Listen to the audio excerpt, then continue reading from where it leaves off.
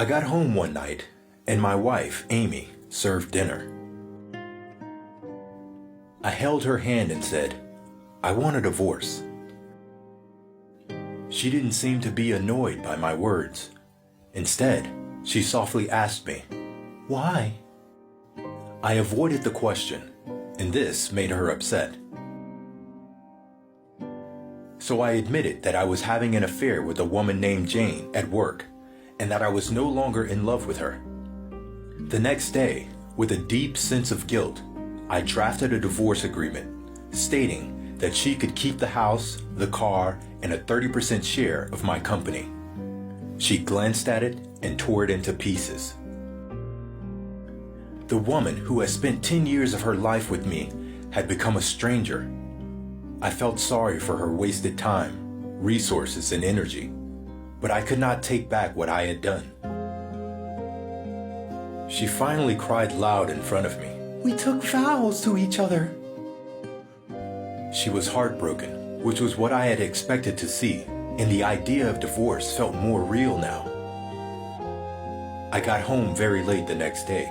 I had spent some time with Jane. I opened the door to find Amy writing something at the table. She presented her divorce conditions.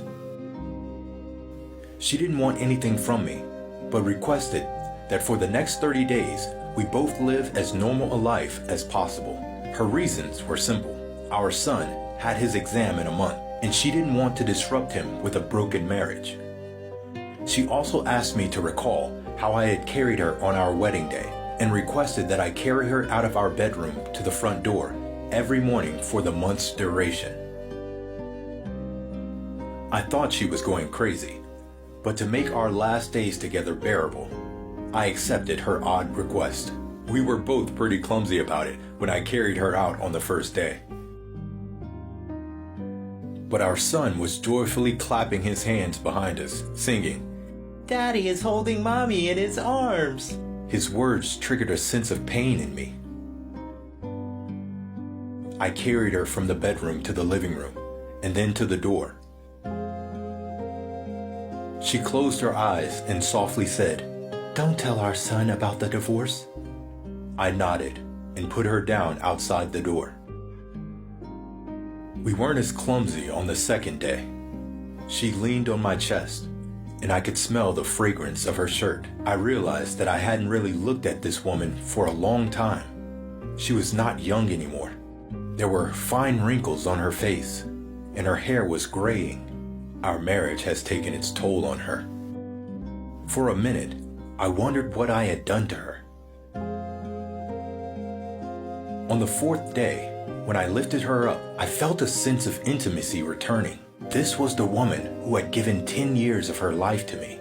On the fifth and sixth day, I realized that our intimacy was growing again. It became easier to carry her as the months slipped by, and I suddenly realized that she was getting very thin. One morning, it hit me how she was burying so much pain and bitterness in her heart. And without really thinking about it, I reached out and touched her head. Our son came in at that moment and said, "Dad, it's time to carry Mom out." To him, seeing his father carry his mother out has become an essential part of every morning. My wife gestured to our son to come closer and hugged him tightly.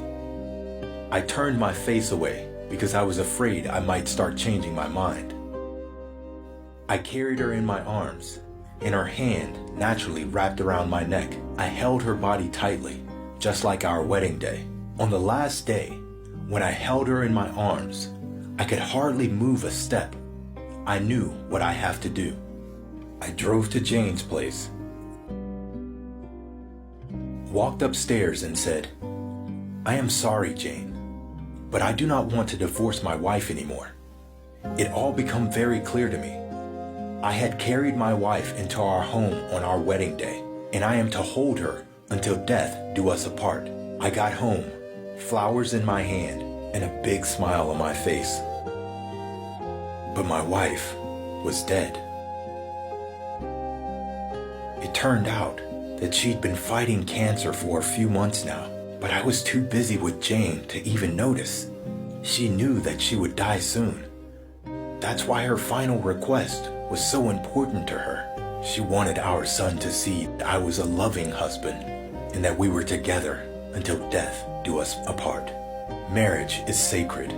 It's about finding your best friend and loving them unconditionally until your last breath.